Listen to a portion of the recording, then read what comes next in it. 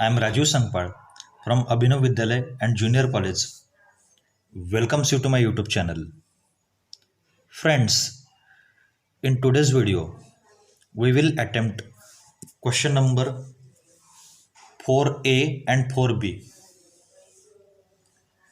And as you know, जसं तुम्हाला माहीत आहे की question number 4A deals with an unseen passage. हा एक अनसीन पॅसेज असतो. अनसीन म्हणजे काय? पुस्तकाबाहेरचा. And with the experience, I can tell you that unseen passage is always very simple to answer. सोडवायला अतिशय सोपा असतो. हाऊ सिम्पल इट इज, किती सिम्पल असतो याचा एक्सपिरियन्स आज आपण घेणार आहोत. So let's have a quick look at activities. विद्यार्थी मित्रांनो, ॲक्टिव्हिटी समोर आली, पॅसेज समोर आला की अगोदर पॅसेज कधीही वाचू नये. Better you read the activity वाचूया. Complete the following by selecting from the alternatives. हे स्टेटमेंट्स आपल्याला कंप्लीट करायला सांगितलेत आणि alternatives are given. So what is it? Forest supply timber for the railway, spacecrafts, aeroplanes, cars. आता हे statement आपण येथे शोधलं तर आपल्याला आन्सर मिळतं forest supply the timber for the railway. So the correct option is railway. Okay, moving to next. Van Mahotsav is celebrated for a week in. 4 options are given. आता आपल्याला हे सेंटेन्स उतार्यात शोधणं गरजेचं आहे. So let's move to the passage. Van Mahotsav हा word आला इथे. Van Mahotsav is an important step in this direction. It is observed for a week in July every year. So July is given. July is the correct answer. So friends, keywords, key sentences आपल्याला जर मिळालेत तर आपण quickly A1 activity सोडवू शकतो. Okay, now moving to second activity. Second activity it carries 2 marks. Read the passage and complete the table. हा table complete करायला सांगितलं आहे. आता टेबल कंप्लीट करणे म्हणजे टेबलमध्येच आन्सर लिहिणं असं काही गरजेचं नाही. आपल्याला महत्त्वाचं काय, टेबलमध्ये नेमकं काय कंप्लीट करायला सांगितलं हे समजून घेणं. First point is uses of forest and second point is effects of deforestation. जंगलाचे उपयोग आणि जंगलतोडीचे परिणाम. सो युजेस ऑफ फॉरेस्ट यासाठी हा फर्स्ट पॅरेग्राफ आपल्याला महत्त्वाचा आहे. फर्स्ट यूज काय? Forest supply the timber for railways, buildings and furniture making. हा फर्स्ट यूज आहे, हा इथे लिहिता येईल. सेकंड यूज काय? They supply the fuel for cooking. स्वयंपाकासाठी फ्युएल मिळतं. They supply bamboo for paper making. Forest supply medicinal herbs. So 1, 2, 3, 4, 5 हा युजेस आर गिवन. पैकी कुठलेही 2 आपण लिहू शकतो. Okay, second is effects of deforestation. मग इफेक्ट्स ऑफ डिफॉरेस्टेशन कुठे दिलेत? हिअर डिफॉरेस्टेशन हा वर्ड आहे. Deforestation causes. डिफॉरेस्टेशनमुळे काय काय होतं? Deforestation causes soil erosion.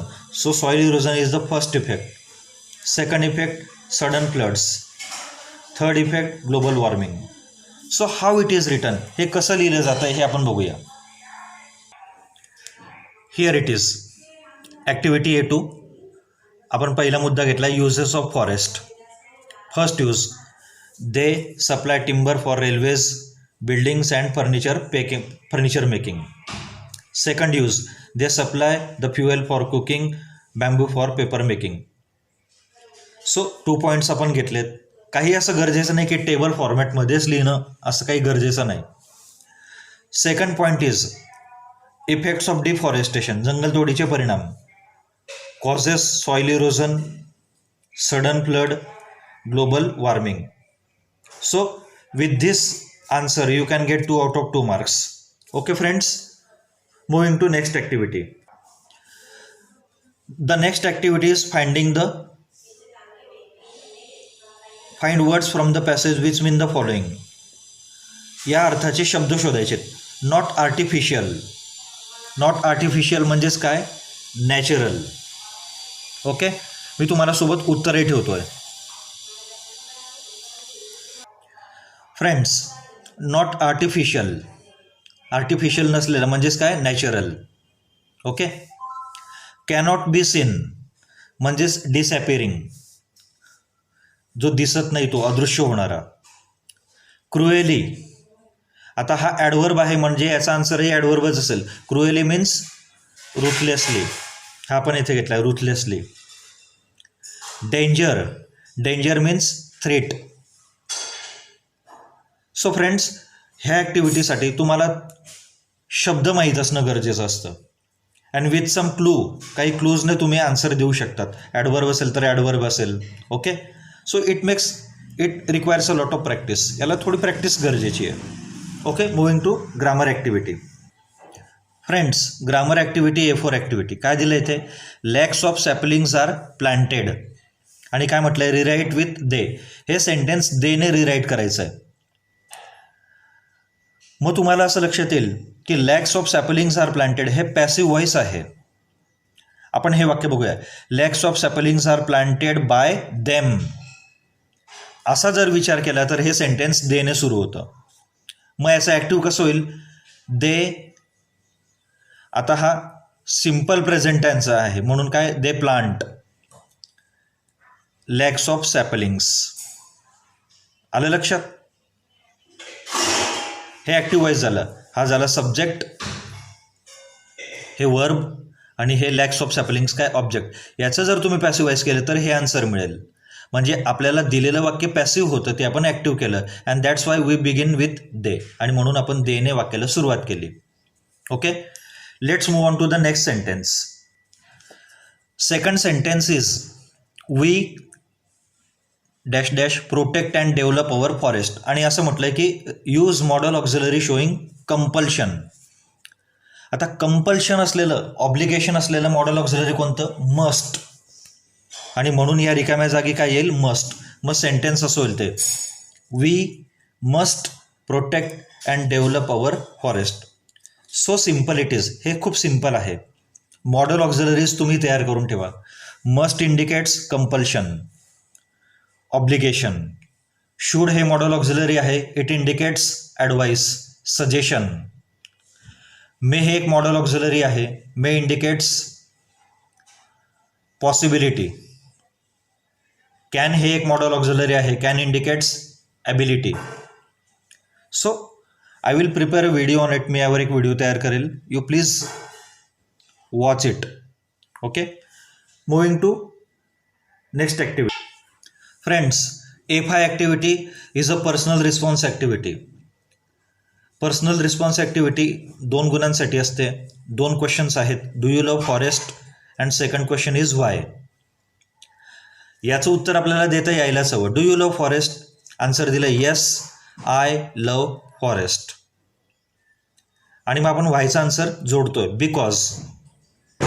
एक स्मार्ट विद्यार्थी काय करेल की पॅसेजचा उपयोग करेल. Why we love forest, because they supply the fuel for cooking, bamboo for paper making and medicinal herbs. Okay, आता हे आन्सर्स आपण कुठून घेतलेत, we got these lines from the passage. पॅसेजमधून या लाईन्स आपल्याला मिळाल्यात. So friends, answering A5 activity is quite simple.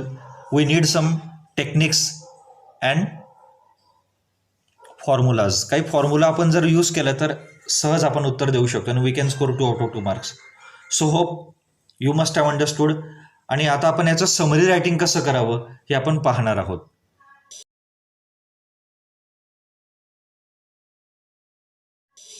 Friends, question number 4B असतो summary writing, making a summary. Read the passage given in question number 4 and write the summary. Suggest a suitable title to your summary. 5 गुणांसाठी ही activity असते. मग summary attempt करताना question number 4B आपण लिहिला, title आपण दिलं आहे.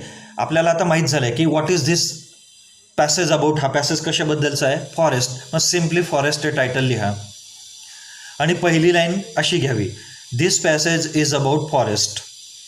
हे फर्स्ट सेंटेन्स तुमचं झालं. आणि मग आपल्याला जे 2-4 लाईन्स लिहायचे असतात त्या आपण ॲक्टिव्हिटी A1 आणि A2 मधून सोडवू शकतो. त्या कशा केल्या जातात ते आपण बघूया. फ्रेंड्स, ॲक्टिव्हिटी A1 काय होती? Completing the sentence by using the alternatives. हे प्रॉपर ऑप्शन्स निवडून आपण हे सेंटेन्स कंप्लीट केले. ही फर्स्ट ॲक्टिव्हिटी होती. आणि सेकंड ॲक्टिव्हिटी काय होती? Completing the table. यामध्ये 2 पॉईंट्स होते, uses of forest and effects of deforestation.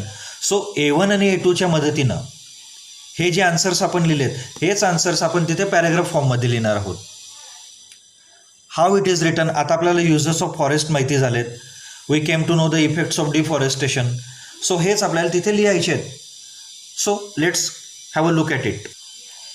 C, this passage is about forest. The uses of forest are they supply timber for railways. ही line आपण activity A2 मध्ये सोडवली आहे, टेबलमध्ये सोडवलं आहे. Buildings and furniture making. They supply fuel for cooking, bamboo and medicinal herbs.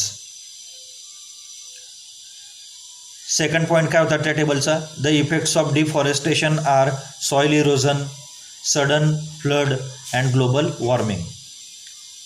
So in this way आपण हे काय अटेम्प्ट केलं?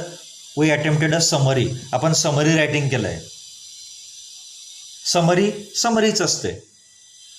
Hope you must have understood it. लक्षात आलं असेल तुम्हाला. आणि किती सिम्पल टेक्निकने आपण हे केलं हे तुम्हाला लक्षात आलं असेल. So do watch the whole video and share this video with your friends and do subscribe to my channel. All the best.